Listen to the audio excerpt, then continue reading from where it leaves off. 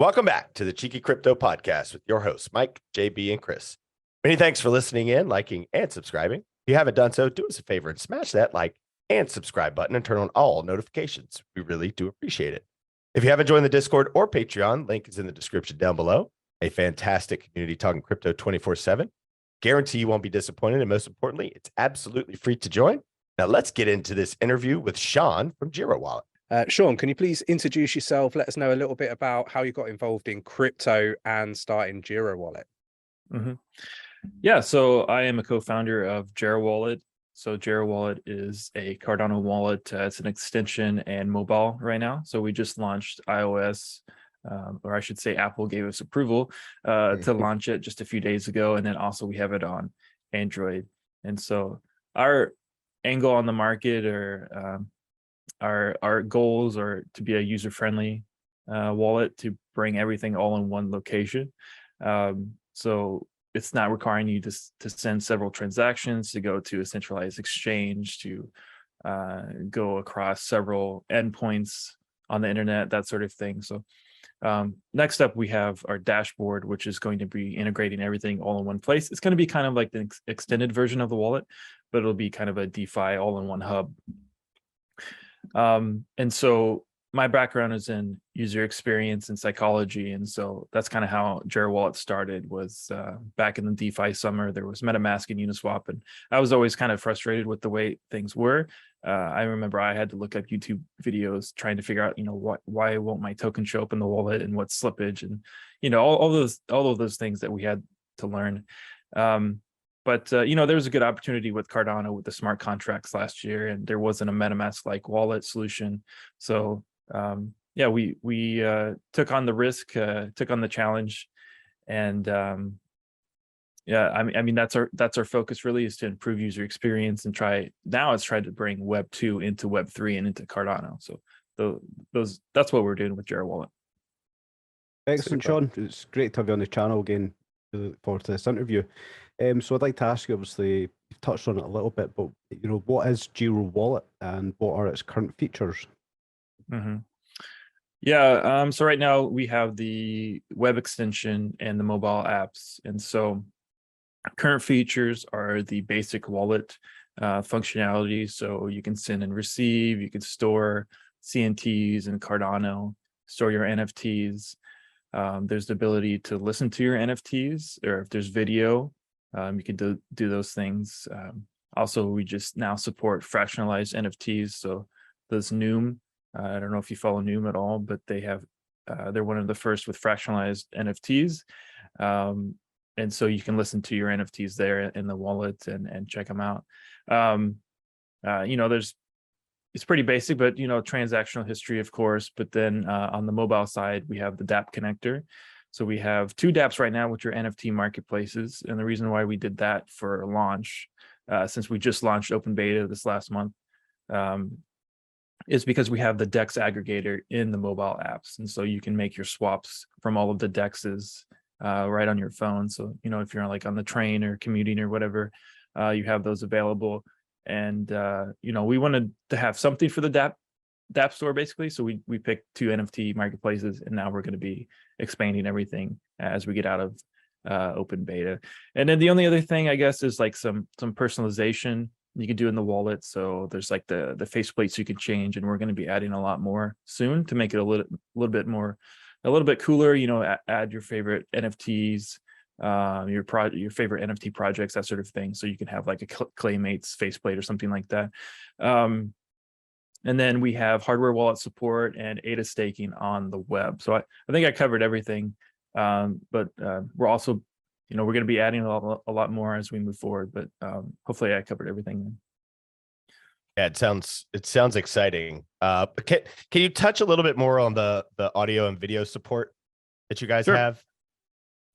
Yeah, so we have a very user-friendly, I guess like interface, or a way to facilitate those NFTs. So if you have an NFT that has metadata that includes video or audio, you can watch that directly in the wallet. Like you go to your collectibles tab and just click on it, and you can click play as video or audio, that sort of thing. So it's a small amount of like a media player, but we're not trying to focus on that. It sounds really interesting. I think there's a few iterations of other projects doing something similar around the audio and the video side of things. I think particularly with some of the the music artists and the music industry and stuff. So yeah, it's an interesting kind of aspect to everything on the NFT front. Mm. So Yeah, well, I was just going to say that, yeah, we like to facilitate those guys, and I'm big into music, and I mean, I'm also a user researcher for Noom, actually. So we're pretty close to kind of the DIY people on making music on Cardano right now. That sounds impressive.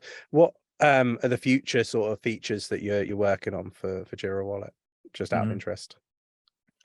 Yeah, so I mean, thinking about the roadmap right now, what's next up as far as features, certainly on mobile will be the Bluetooth hardware wallet support, and the ability to unlock your wallet with your face, or the biometrics, and then also ADA staking. So those things we left out for the open beta, so we definitely need to get those out.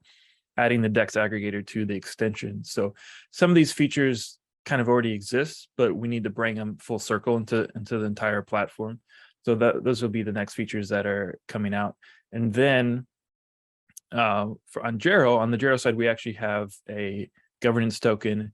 We have our NFTs as well. So the next thing that should be coming out is NFT staking, actually. And what we're looking at is doing some sort of combination with token / NFT staking simultaneously. So that's a big request from the community. So that's one reason why we're prioritizing it. And then next up is going to be our dashboard. So I think this is going to be our end goal, or end of year goal for next year, is to make sure we have that dashboard out running stable, and many integrations such as like borrowing, lending. You could do your swaps, you can handle your liquidity, those sorts of things. So, and that will all be in the dashboard. Yes, yeah, we're going to be integrating. Like we have a partnership with Liquid, for example, for borrowing and lending, and then we have our DEX aggregator, and you'll have all of your regular wallet functionality. Basically, we want to be like a full banking stack all in one place, similar to maybe like Web2, like your Wells Fargo or Chase or whatever, where you manage your loans and manage your bank account and your mortgage, that sort of thing. So what I see right now it's kind of a barrier. It's just like you have to navigate across so many places. Why don't we just integrate everything all in one place? And so we can support the other. We're not going to be building everything. We'll build like half of it, you know what I mean? And then integrate our partners like Liquid and others, that sort of thing. So that way you can just manage it all in one place, and you can see, your total amount all in one place, and just watch that. And you have your news, you can check in and out. It's kind of an all in one place for everyone, really. Yeah, that sounds really good. Yeah, this sounds really good. I'm looking forward to seeing that. So obviously, we have been told that you're looking to be cross-chain. If this is so, are you able to tell us what chains are maybe being considered? Yeah, definitely. So our goal was always to be chain agnostic. Of course, we're focusing on Cardano now, but as we move forward, we'll have some governance votes. And what I suspect will be have high interest is probably Ethereum. I think it'd be hard to avoid that, but also Ergo and Nervo. So I'm looking forward to integrating those two as well. So the Gira token, is there utility behind the Gira token itself? Yeah, so the main utility is the governance. So being able to kind of have your word in how Gira Wallet will be built moving forward, that sort of thing. And so with that, we have recently just finished our smart contracts and then had them audited by Tweak. And so this next year, we should be having like true on-chain votes going on. And then the other utilities, or I guess they're more of perks, but discounts for the transactions in the platform. So for the DEX aggregator swaps, if you're using tokens, you can get a discount there. We're going to have some wallet personalization, so you'll be able to purchase those sorts of things like skins and the faceplates with the Gira token. Also, holders that are staking will get a portion of the platform fees that come through Jdr Wallet. For example, if somebody's paying for a swap, it's like 1 ADA, and like 25% will go to the staker's pool, that sort of thing. That's cool. And there's a few others. It's more like perks, like whatever we could do to kind of help out, get more use cases out of the token. The big thing is really the governance, but yeah, there's a few others as well. Sounds really good. What's your biggest accomplishment in 2022, do you feel? I think it's got to be the mobile. So actually getting that iOS app out that we just put out, went live a few days ago, and being able to get acceptance from Apple and just getting everything put together. I think the most time was put onto the DEX aggregator. So getting that into people's hands and being able to, allow them to make a swap on the go, maybe they're in a work meeting or something like that, or they, or they're at dinner with their family and they're like, they see the news and they're like, I have to make a swap right now. Well, you don't have to, make all those efforts to get into the DEX. You can just make the swap on your phone right there. Yeah. Cool. So obviously, we're drawn to the close of 2022 here, and this is one of my favorite questions to ask anyone who we do interview is, what is the roadmap for 2023? Sure. Yeah, so I think I touched on that a little bit. So next up will be, we need to optimize the wallets a little bit. There's a few challenges on Cardano that we need to get over, and that's UTXO management. We have some backend areas that we need to improve on to make it more optimized, and consider running our own nodes, that sort of thing, because we're using a second party right now. And then NFT staking. So that's a big request from the community, getting the governance voting out, and then our dashboard. So those are the big things that come to mind for next year. As far as the heavier milestones, of course, we will be doing kind of smaller things like we always do along the way. But those are the big things that come to mind. Yeah, it seems like the dashboard is the focus. Like it's been brought up quite a bit during the interview. Yeah, that's. I mean, if we're looking ahead, that's what's on the horizon is this dashboard, and many people are asking about it, and I want to get it out there. So it's a big milestone, and it's a big challenge. But it's all everything kind of comes into that dashboard. Yeah. It's like the main hub essentially. But yeah, congrats on the mobile version. I think that the mobile aspect, all of us are so busy. I think that it's to have a mobile version where you can, you might be out with your kids and you need to do something. And so to be able to just pick up your phone and swap and do what you need to do. It's a huge thing. I know for end users, right? Like for the consumer. So congrats to you and thank you for accomplishing those things. Is there anything that you would like to share with our community that maybe we haven't covered on these questions, or anything that you want to drop some knowledge on us? I'm trying to think if there's anything else. I guess what I would like to say is, like, for your community, if you haven't checked out Jdr Wallet yet, please, give it a try, and then give us your feedback. So we really are trying to build a wallet for the user base, that sort of thing, and be very user focused. So, if you like it, great, give us your feedback. If you don't, then we will certainly incorporate that and move it in the right direction. Yeah, I think the community, Chris and JB, correct me if I'm wrong, is big supporters of the wallet itself. I mean, it's heavily talked about. Obviously, the Discord's got 6,000 members in it. It's talked about quite a bit. So, I know Chris has talked about it quite a bit. I think that's why we want to do the interview, is just because we like what it's doing. Obviously, we love Cardano too. Chris, chime in. Yeah, I mean, we recently launched a joint NFT in partnership with 𝗕𝗘𝗪𝗪 recently, and a lot of people were using the Jdr Wallet and talked about it fondly. So yeah, in our community, there's already quite a big pocket of people that are using the wallet, and I echo kind of what you were saying, Mike. yeah, it's one of those things where we like to understand more about the projects and obviously the wallet, and try to get an idea of, you know, what the future looks like. It's always something that interests us and something that we like to explore.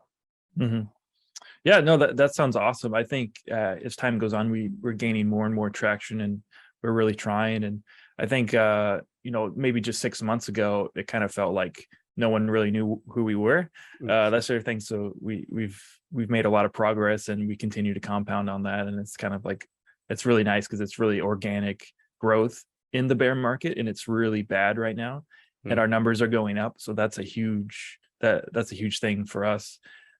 Even though the numbers are, it's a small incline, but any sort of incline during this bear, like everything is terrible. Volume's down so bad, engagement is terrible. So I think that says a lot, that we're doing a lot of the right things. But yeah, it's great to hear that people are liking us. And we have that partnership with 𝗕𝗘𝗪𝗧𝗍 as well, one of the first partners. So yeah, there may be some overlap there with the user base, or at least the communities.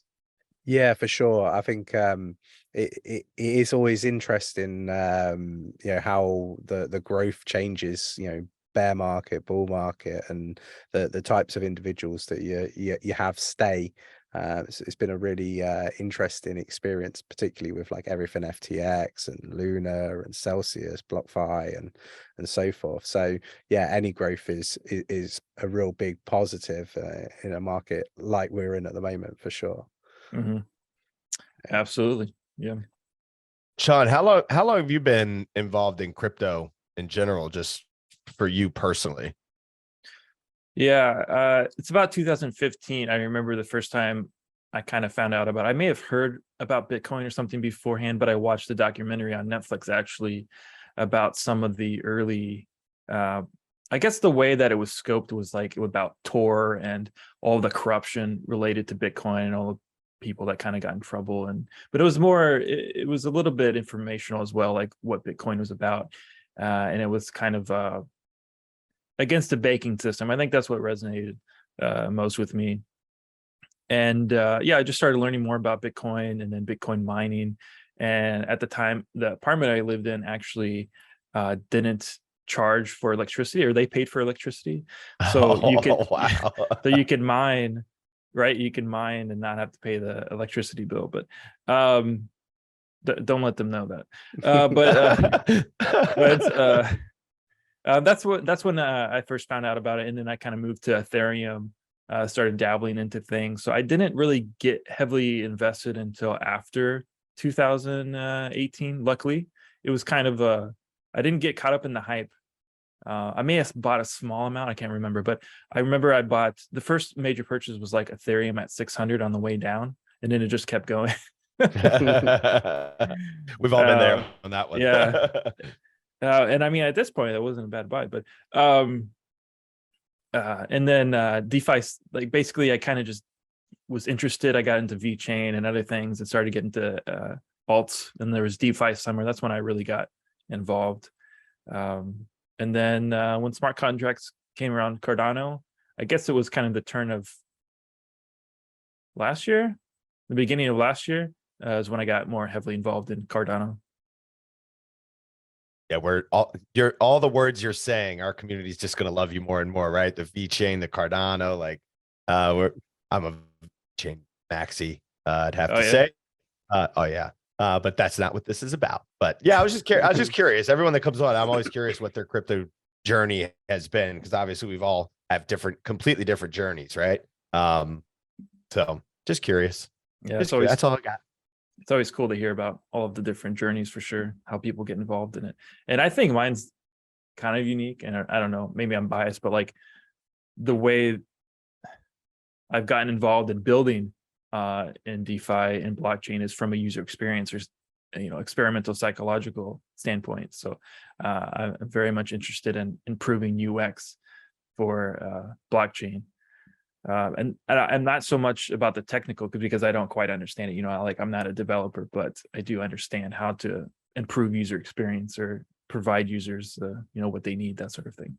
I think user experience is so important, and I feel that Took the words right out of my mouth.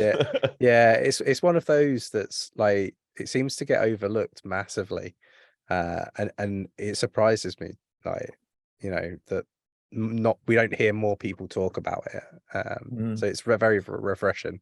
Yeah, it's usually, from what I've seen in blockchain, it tends to be one of the last things to consider, even though people talk about it. They're like UX this, UX that.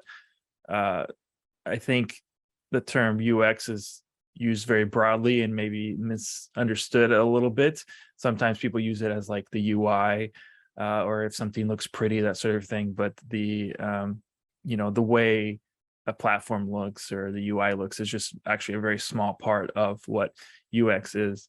And so UX is really the first thing that should be considered, doing foundational research and getting information and data from the market and the users that you're going to be supporting, that sort of thing, and then incorporating UX along the way, not wait for it at the end, but it tends to be done at the end.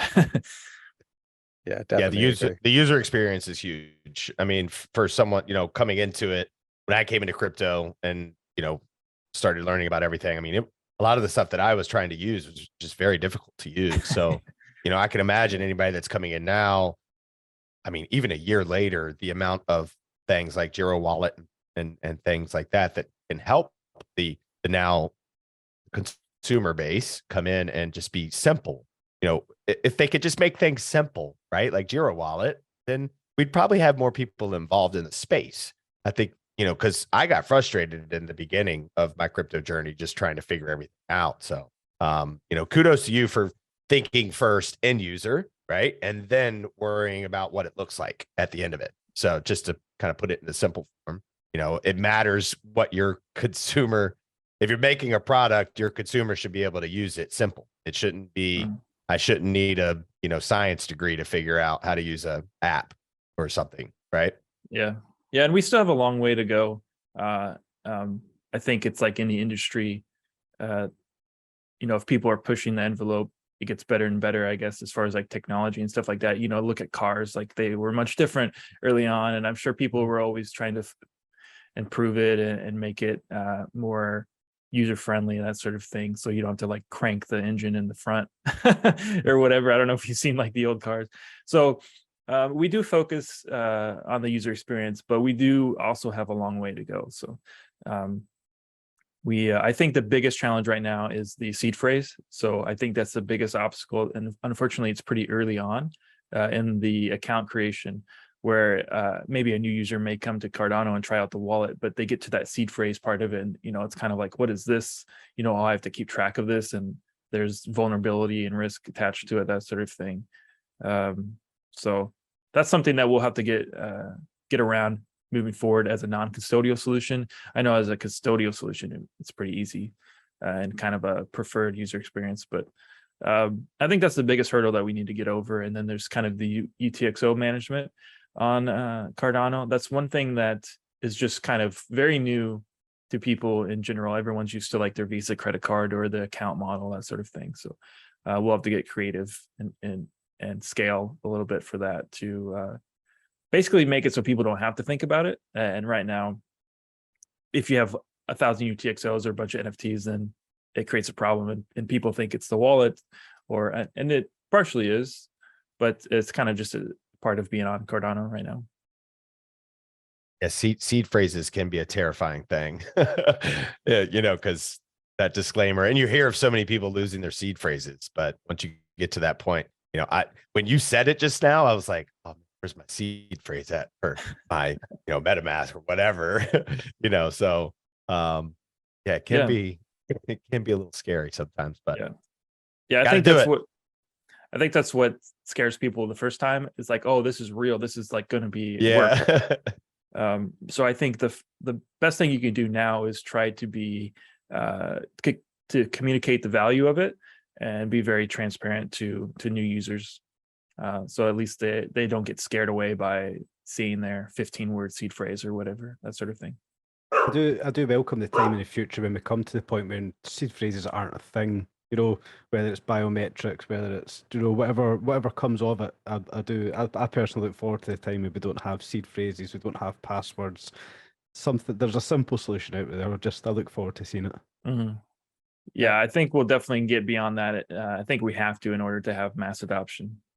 Super. Well, no, I appreciate you taking the time out of your busy schedule, Sean, to spend the time with us and you let us know about everything that's happening with Jira Wallet. And I think the community is going to be buzzing to see the interview. And I'm sure that if anybody that is watching hasn't already used it, check out the links down in the description. We're at the official website details there for you to go and explore Jira Wallet. Yeah, Sean, thank you, man. Cool. Appreciate it. All right. Yeah, sounds great. Thank you so much for having me. I'm glad to talk about, the wallet myself and talk about a little bit of gaming as well. So, yeah, thank you so much.